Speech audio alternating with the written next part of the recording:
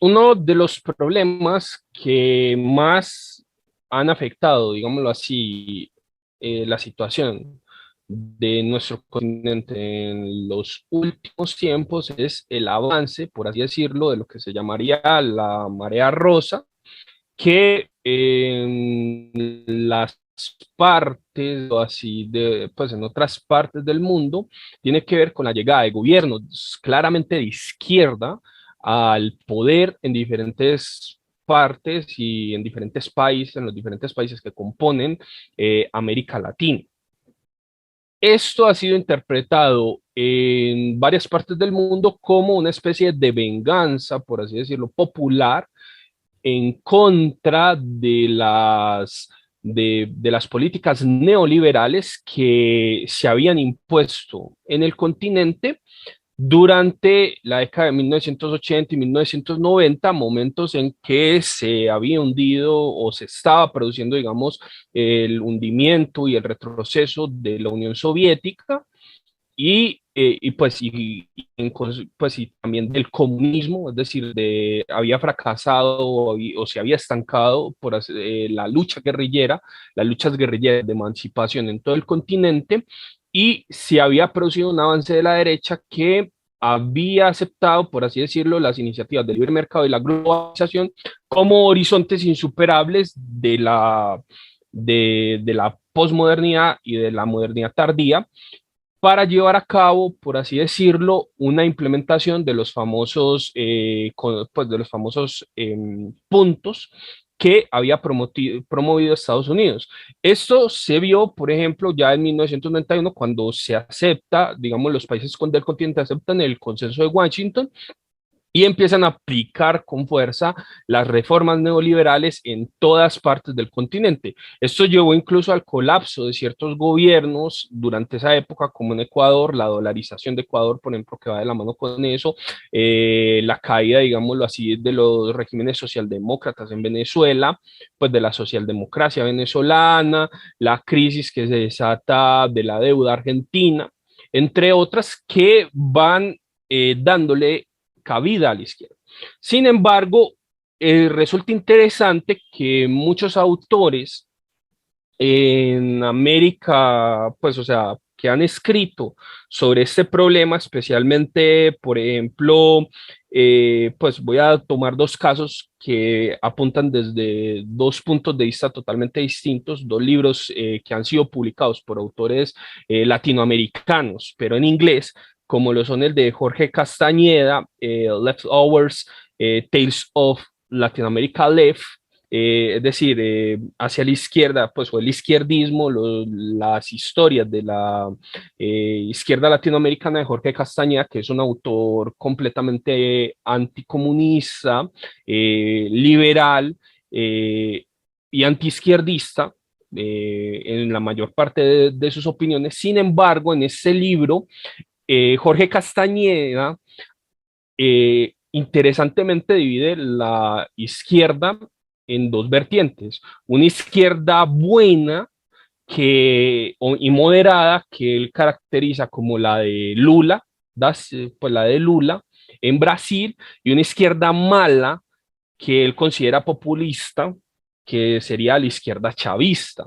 Y diferencia totalmente las dos, considerando que son dos posiciones completamente diferentes, las que ambas expresan tanto en la visión de la sociedad que tienen como en la forma en la que ésta se va a desenvolver. Interesantemente, dos autores completamente distintos a Castañeda, que es un liberal, como lo son Frank Gauchet, Massimo Monesi y Jeffrey Weber, publicado en este año otro libro que se llama The Impasse of the Latin American Left, que es decir, el impasse de la izquierda latinoamericana, donde ellos sostienen exactamente las mismas posiciones que defiende Castañeda, pero alabando a la izquierda mala o populista de Castañeda, considerándola una izquierda buena, una izquierda dura, y denigrando a las izquierdas socialdemócratas o progresistas, más bien como se llaman acá, que han triunfado en otras partes, especialmente en Brasil. Especialmente porque Gauchet, siendo marxista, ellos parten de la idea de que las izquierdas progresistas continentales, a pesar de defender ciertos programas nacionalistas moderados y velar por, así decirlo, integrar aquellas capas de la sociedad que habían sido golpeadas por el neoliberalismo a las, a la sociedad, digámoslo así, globalizada o integrarlas dentro de programas sociales que mantengan o que les permitan mantenerse en la situación de pobreza que había creado el neoliberalismo anteriormente. Estos autores señalan que sí, que de todas maneras las izquierdas progresistas del continente han sido en la mayoría de los casos incapaces de llevar a cabo transformaciones sociales duraderas o incluso llevar o transformar los medios de producción. Las izquierdas, por ejemplo, duras, como las del chavismo, que llevaron a cabo, por ejemplo, numerosos procesos de expropiaciones para llevar una reconfiguración total de la sociedad, son bastante escasos, son episodios bastante escasos. Lo más cercano que ha habido a eso es, por ejemplo, el MAS de Evo Morales en Bolivia y ciertos elementos de la izquierda nicaragüense, pues de Ortega. Pero en general, los países latinoamericanos, los movimientos progresistas latinoamericanos no han tenido ese hecho. Incluso Gauchet llega a denunciar a la izquierda progresista de Lula, considerándola como una especie de subimperialismo al servicio de poderes extranjeros que se dedicaba durante los años de su gobierno a extraer recursos naturales de sus países vecinos y intercambiarlos por productos de tecnología media o baja producidos en el Brasil, pues de aquellas cosas que podía producir el Brasil de forma avanzada con respecto a los otros países, dejando de lado totalmente las transformaciones sociales y manteniendo unas relaciones semicoloniales con el resto de los países de América Latina. Esto, sin embargo, debe llevarnos a tomar en cuenta que estos cambios de la izquierda latinoamericana que se han producido en los últimos años son el resultado de transformaciones históricas que la misma izquierda ha sufrido. Recordemos que la izquierda, pues, o sea, que la izquierda ha tenido múltiples vertientes a lo largo de la historia. Y sobre todo a partir de la crisis que desató la Primera Guerra Mundial, donde la izquierda se partió en tres pedazos completamente distintos. El autor Sepp Sterhel, quien escribió El origen de la ideología fascista, ha expuesto esta división, esta triple división de la izquierda, hablando del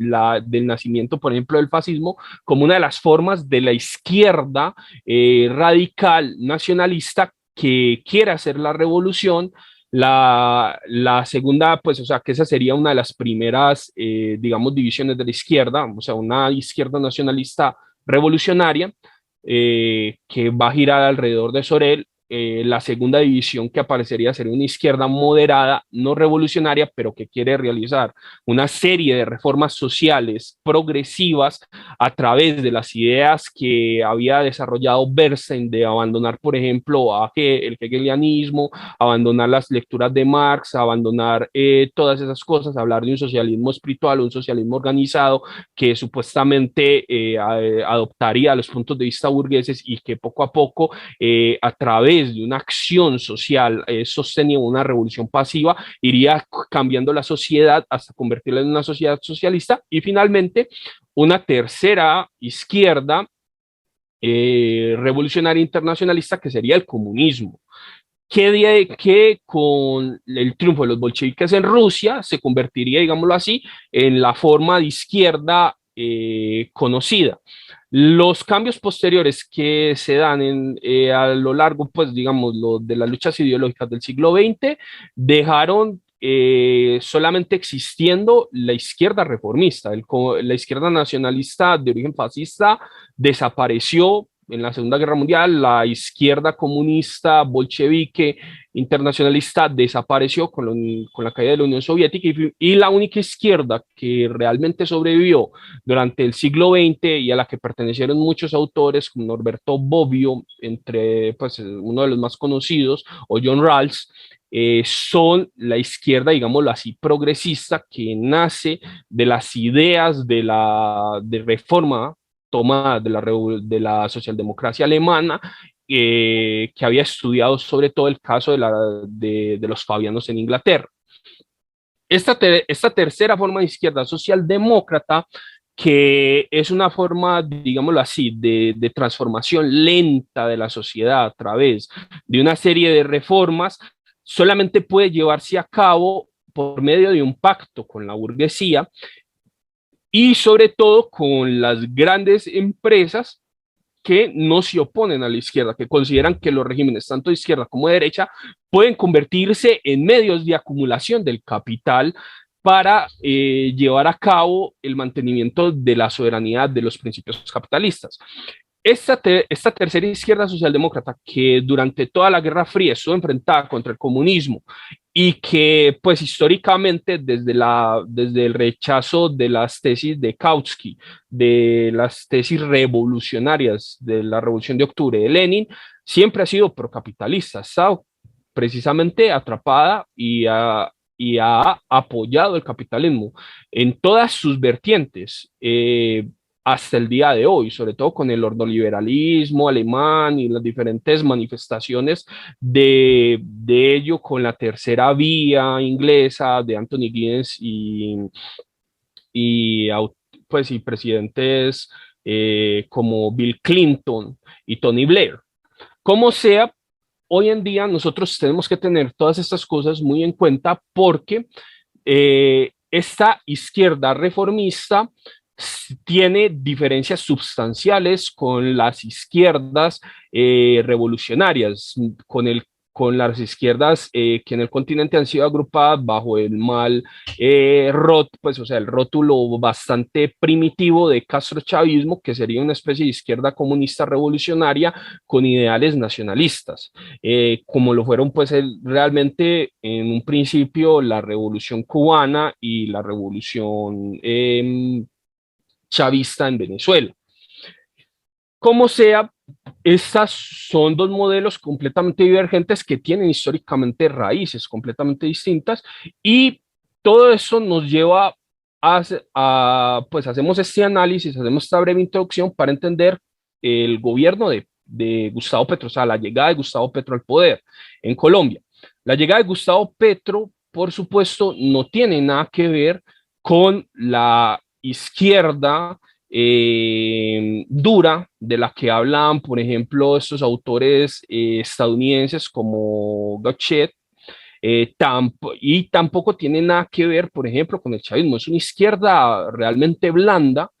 que ha llegado al poder gracias a una serie de componendas y pactos con grandes fuerzas capitalistas y la oligarquía colombiana, empezando por las muchas alianzas que tiene el mismo Petro con exponentes, digámoslo así, del santismo, empezando por personajes como Armando Benedetti, Roy Barreras y también Alejandro Gaviria, o, por ejemplo, también lo observamos en las propuestas que tiene para la transformación de la sociedad. Por ejemplo, en Venezuela una de las cosas que se fue haciendo con la llegada, pues, o sea, con la radicalización de la revolución bolivariana fue en parte el desmantelamiento progresivo de las fuerzas policiales consideradas como un aparato represivo al servicio del régimen. Estas fuerzas policiales fueron, pues, o sea, no fueron desmanteladas por completo debido, digamos, a los diversos disturbios que sufrió. Pero dentro de la teoría marxista y dentro de las teorías revolucionarias clásicas, uno de los ideales, por ejemplo, es la desaparición de las fuerzas policiales para reemplazarlos por, digámoslo así, pues, o sea, comunas o fuerzas populares de lucha que han ido apareciendo, digamos, que fueron apareciendo desde el 2010 más o menos en Venezuela a partir de la desaparición de la policía. Sin embargo, Petro no ofrece una desaparición o un desmantelamiento de la policía, lo que ofrece es una reforma, empezando porque la reforma que va a hacer es la de volver a la policía de estar del Ministerio de Defensa, o sea, de la parte militar, a convertirse de nuevo en parte del Ministerio de Interior. Esta reforma va dirigida, por supuesto, a una transformación radical de la policía que evita lo que ya había hecho, digamos, Rojas Pinilla, que era precisamente la despolitización de la policía. Recordemos que antes de la violencia, la policía estaba muy politizada y de ahí, por ejemplo, las diversas masacres que se dieron primero contra campesinos conservadores y posteriormente durante la violencia debido a la llegada de los chulavitas contra las chusmas liberales y contra los campesinos liberales que dieron origen pues a diversas guerrillas en la historia de Colombia. Pero ese proceso, digamos, de despolitización a través del sumar a la policía, de traspasar a la policía al Ministerio de Defensa, tenía como objetivo esa transformación. Sin embargo, la vuelta de la policía al Ministerio de Interior, considerado como un elemento, digamos, completamente público, lleva a cabo una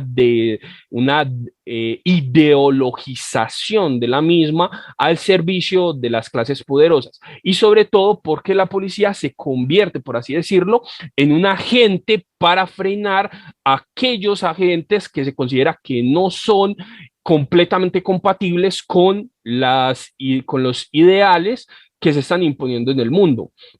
Nosotros lo estamos viendo, las transformaciones que se están dando a través de la sociedad. La Agenda 2030 y los diferentes, digamos,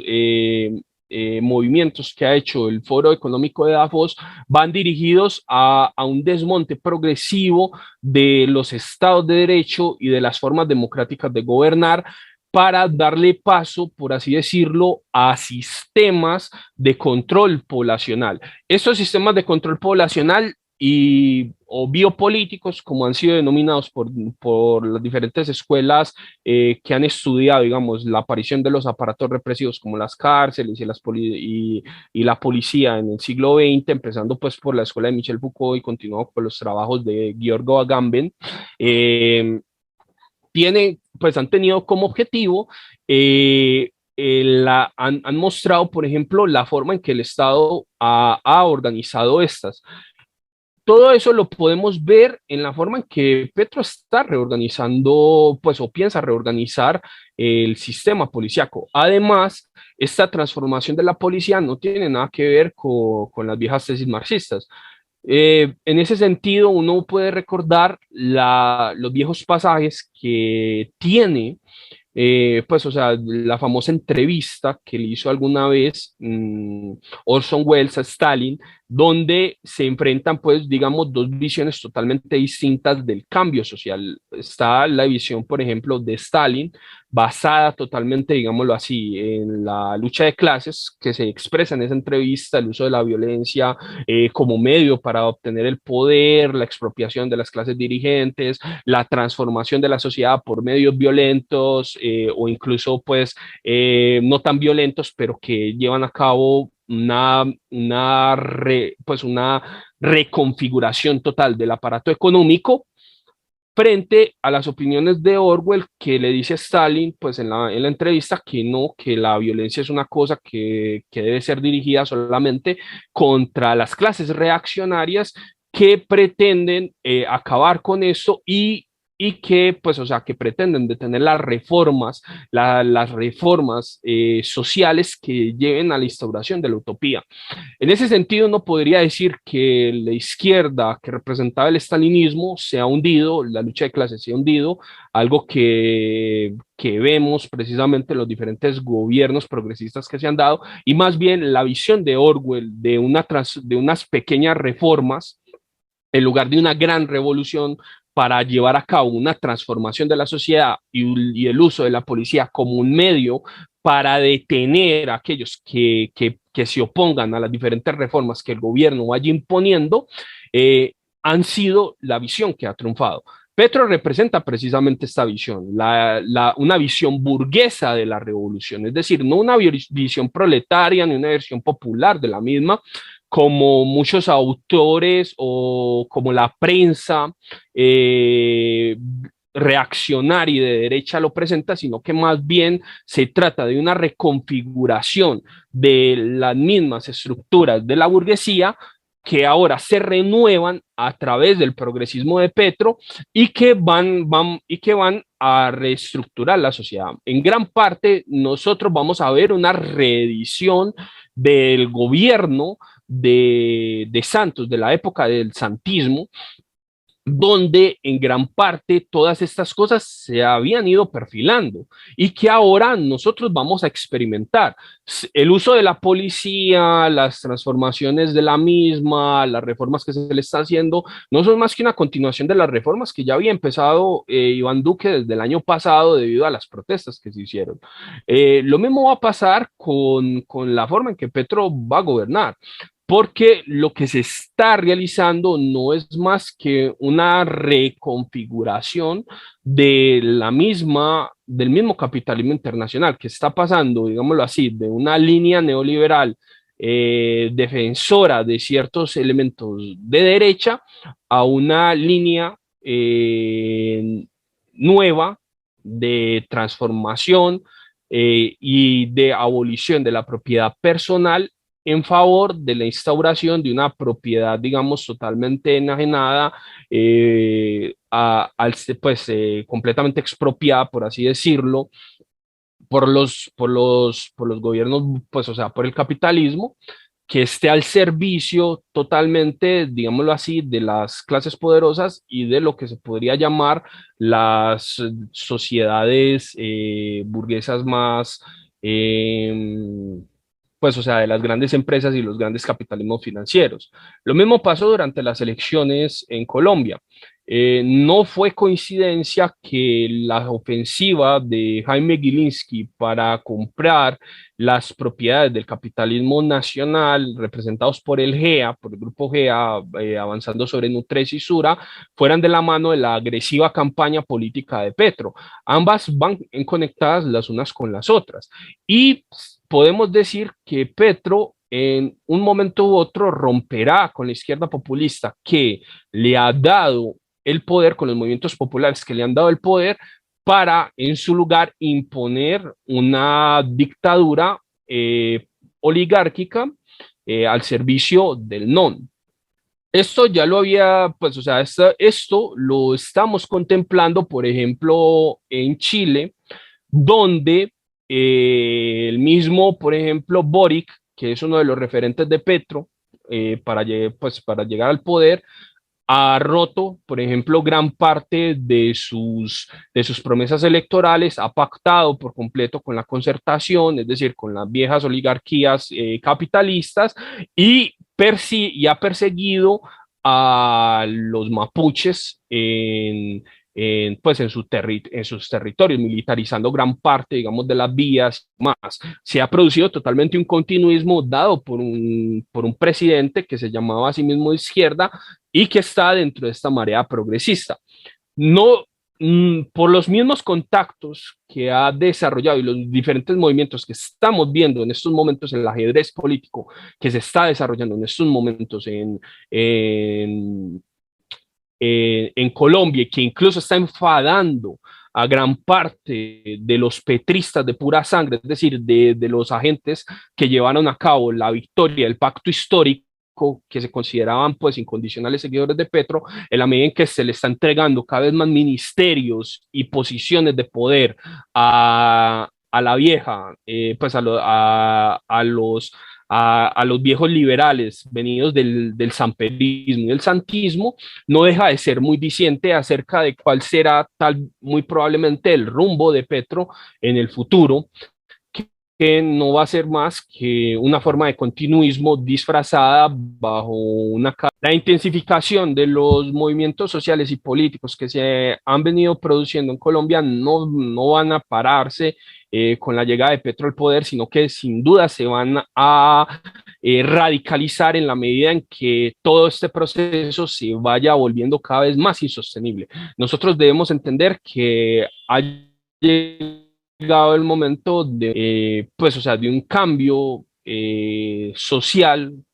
grave que va a venir de la mano de crisis internacionales.